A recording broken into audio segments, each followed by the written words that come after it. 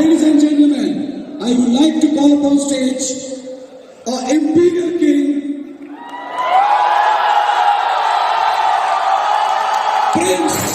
Prince on 2 IDs, and many more, a youth icon, the heartthrob. Ladies and gentlemen, please welcome Mr. Vikas Ghosh.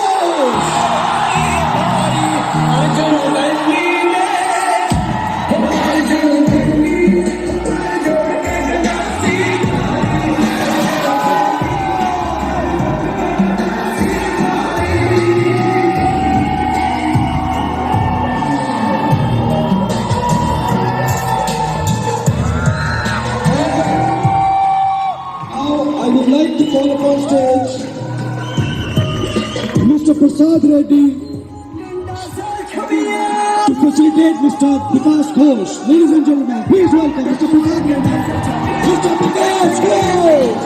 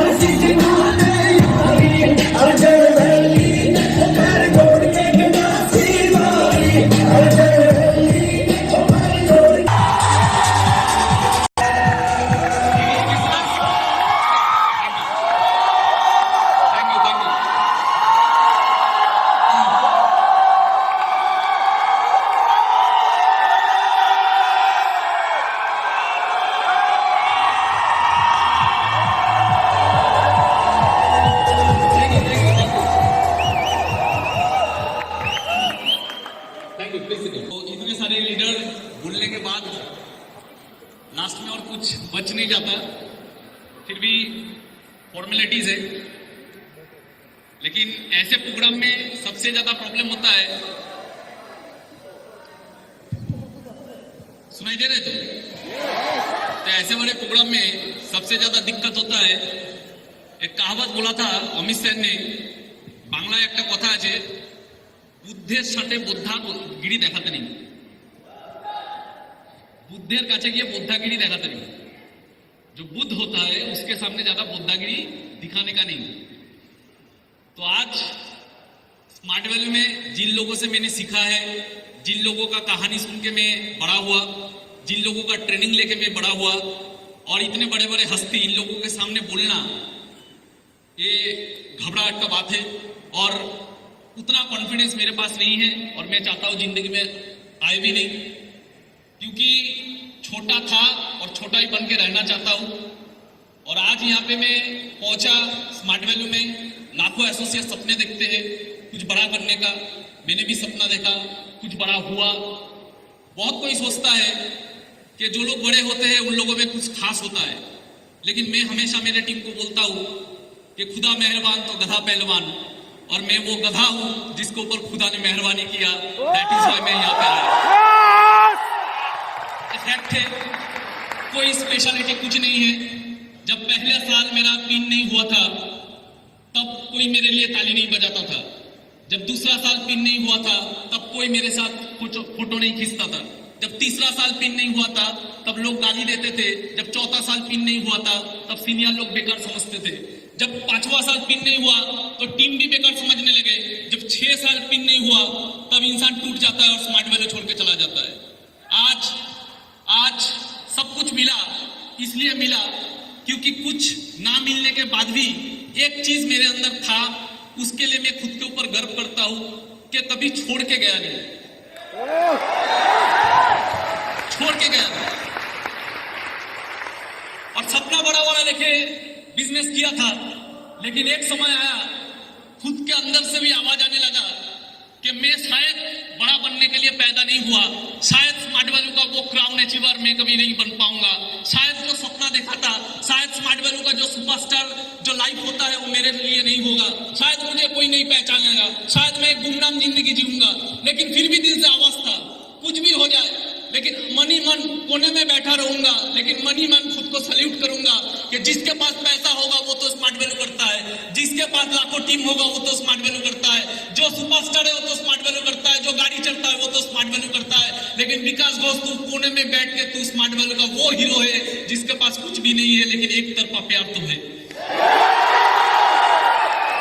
एक तरफा प्यार, एक तरफा प्यार करते करते करते करते स्मार्ट वैल्यू कुछ बोलते हैं ना, भगवान भी किसी को खाली हाथ नहीं भेजता, तो स्मार्ट वैल्यू हम लोगों के लिए भगवान है, खाली हाथ कैसे भेजता। एक तरफा प्यार करते करते करते करते स्मार्ट वैल्यू ने ऐसे गले लगाया, आज पूरा स्मार्ट वैल्यू हमको गले लगाता है। ये स्मार्ट वैल्यू का प्यार है बॉस, ये स्मार्ट वैल्यू का प्यार है। मैसेज यही है, मैं कल को भी अपने टीम को बोल रहा था कि आज वो दिन है, बहुत लोगों ने स्मार्ट वैल्यू किया, बहुत लोगों को स्मार्ट वैल्यू मिला, बहुत लोगों ने बहुत दिन तक भी किया होगा, लेकिन आज का दिन कितने लोगों को नसीब हुआ देखने का। बहुत कोई आज भी स्मार्ट वैल्यू कर रहा है, लेकिन लास्ट साल हो सकता है वो अचीवर नहीं हुआ, आज वो आ नहीं पाए। तो खुशनसीब है वो लोग जो आज यहाँ पे बैठे हुए हैं, और खुशनसीब है वो लोग जो 25 ईयर सेलिब्रेशन अपने आंखों से देख रहा है। ऐसे कितना सेलिब्रेशन हुआ था पहले, ऐसे नहीं, इतना बड़ा नहीं, लेकिन हुआ था। लेकिन उस वक्त हम लोग सिर्फ सुनते थे कि बड़ा बड़ा प्रोग्राम हो रहा है, उस बड़े प्रोग्राम में बहुत सारे अचीवर जाते थे, लेकिन हम लोगों का पिन नहीं था, हम लोग नहीं जा पाए। सुनते थे, लेकिन दिल में था कुछ करेंगे, और वही इच्छा, वही चाह इंसान को आगे बढ़ाता है। और ये मेरा जिंदगी का एक प्रमाण है। और आज भगवान ने सिर्फ मुझे यहाँ पे शामिल नहीं किया, भगवान ने वहां उठा के यहाँ पे रख दिया।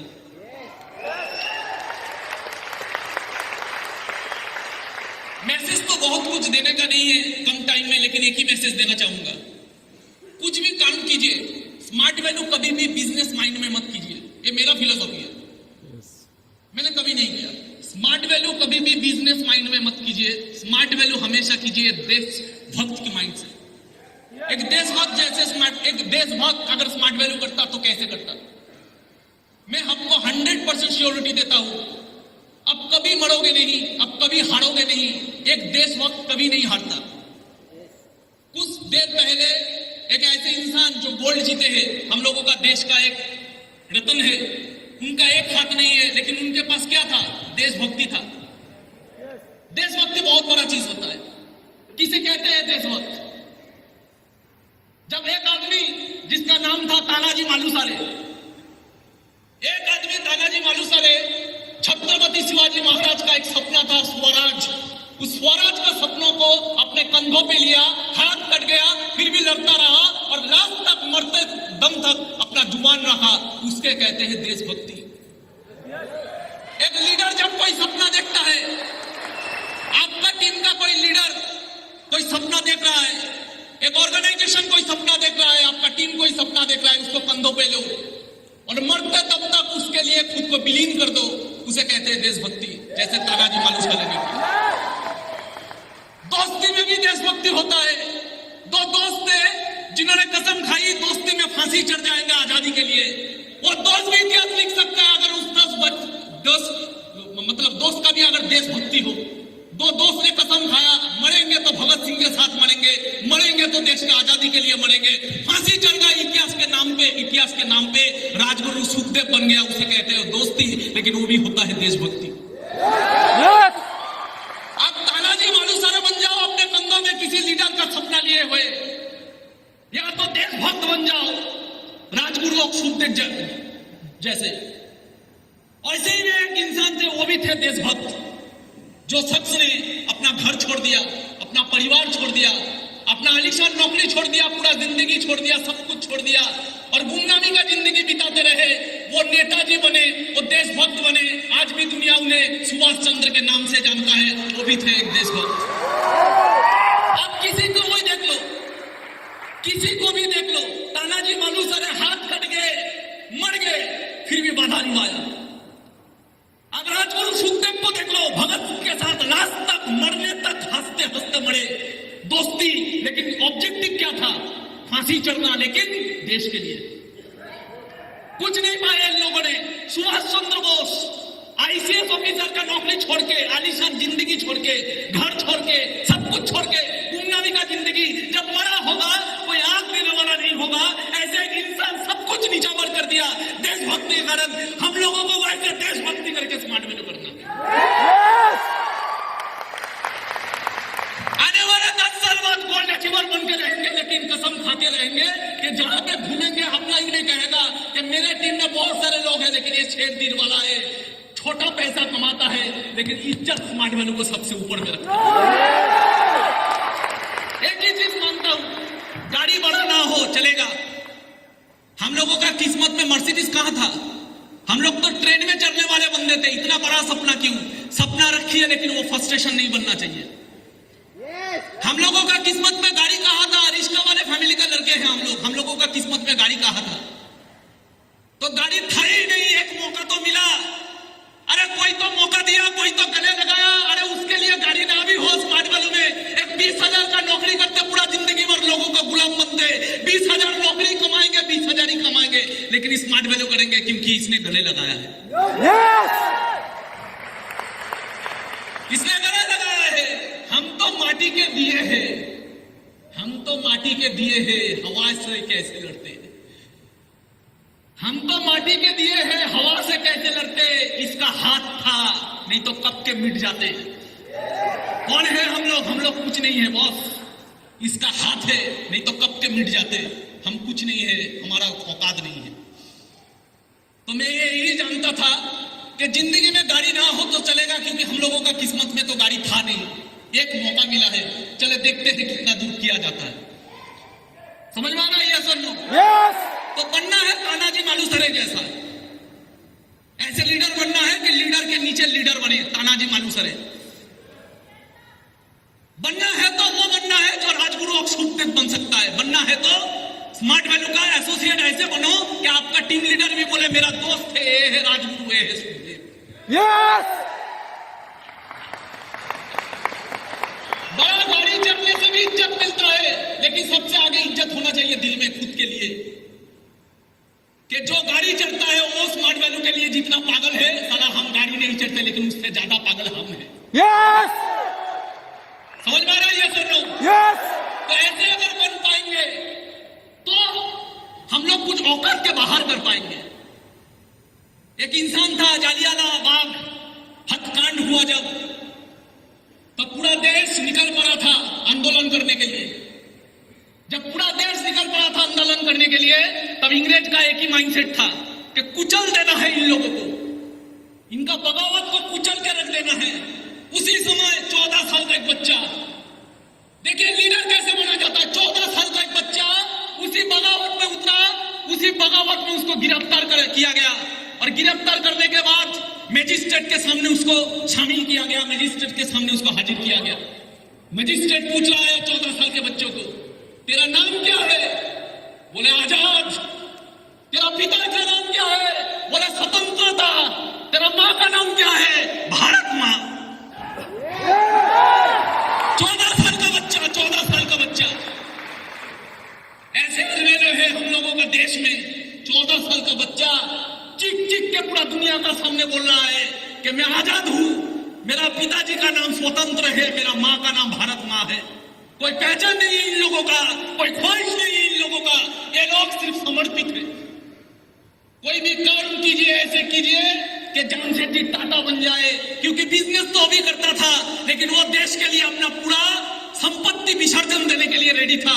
इसलिए टाटा आज भी कायम है, और टाटा का लोग बिजनेसमैन नहीं बोलते, टाटा का लोग देशभक्त बोलते हैं। स्मार्ट वैल्यू हम लोगों को गाड़ी के लिए नहीं करना है, गाड़ी का सपना होना चाहिए सेकेंडरी। स्मार्ट वैल्यू को हमको अपने लिए इज्जत कमाने के लिए करना है। दुनिया ताली मारे या ना मारे फर्क नहीं पड़ना चाहिए। अपने आप जब सोच सोच के गर्व होना चाहिए कि स्मार्ट वैल्यू में दो तरह के नायक होते हैं, एक होते हैं स्टेज में और एक होते हैं पीछे, जिनका कहानी कोई नहीं जानता लेकिन जिनका कहानी खुदा जानता है।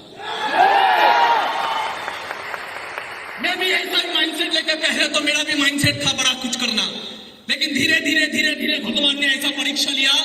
एक टाइम आया जिंदगी में सेल्फ टारगेट चला गया, आ गया था पर्पस, और पर्पस में मैंने वो देशभक्त की तरह स्मार्ट वैल्यू किया। और भगवान का चमत्कार देखिए, स्मार्ट वैल्यू का चमत्कार देखिए कहां से कहां तक मुझे पहुंचा दिया।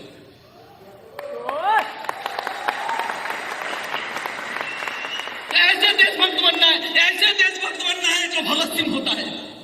क्या था इनमें था पागलपंती, इनमें था देशभक्ति। मां कहता है भगत सिंह को, भगत मुझे घर में बहू चाहिए, भगत तेरे सर पे मुझे सहरा देखना है, मुझे घर में बहू चाहिए। भगत सिंह क्या बोलता है? भगत सिंह बोलता है, मां इस गुलाम भारत में अगर मेरा कोई दुल्हन होगा तो सिर्फ मौत होगा। और वही भगत सिर्फ मुंह से नहीं बोला, मौत को आलिंगन ने तो लिया, मौत को अपना लिया और जाते जाते मां से बोल गया, मां तू रोना मत, मां तू है भगत की मां, तेरा लाल मर के भी कभी मरेगा नहीं। तू ना रोना मत मां, तू है भगत की मां, तेरा लाल कभी मर के भी पड़ेगा नहीं। अरे घोड़े चढ़ के तो दुल्हन लाते हैं सभी, हंस के हर कोई फांसी चढ़ेगा नहीं। घोड़े में चढ़ के दुल्हन तो लाते हैं सभी, हंसते हर कोई फांसी चढ़ेगा नहीं। अरे पैसे के लिए स्मार्ट वैल्यू तो करते हैं सभी, जिंदगी में सिर्फ देशभक्ति के लिए स्मार्ट वैल्यू हर कोई करेगा नहीं। जीता रहा भारत मां, तूने शेर के बच्चे पाले हैं, तूने शेर के बच्चे पाले हैं। भगत सिंह शेर का बच्चा, नेताजी सुभाष बोस शेर का बच्चा, राजगुरु सुखदेव शेर का बच्चा, तूने शेर के बच्चे पाले हैं। शिवाजी शेर का बच्चा, तूने शेर के बच्चे पाले हैं। जीता रहे भारत मां, तूने शेर के बच्चे पाले हैं। कई लाख हुए तेरे लिए कुर्बान, अभी भी स्मार्ट वैल्यू का कई लाख तेरे हवाले हैं। कर सकते हैं हम लोग ऐसे smart value? Nation first, smart value first, self last.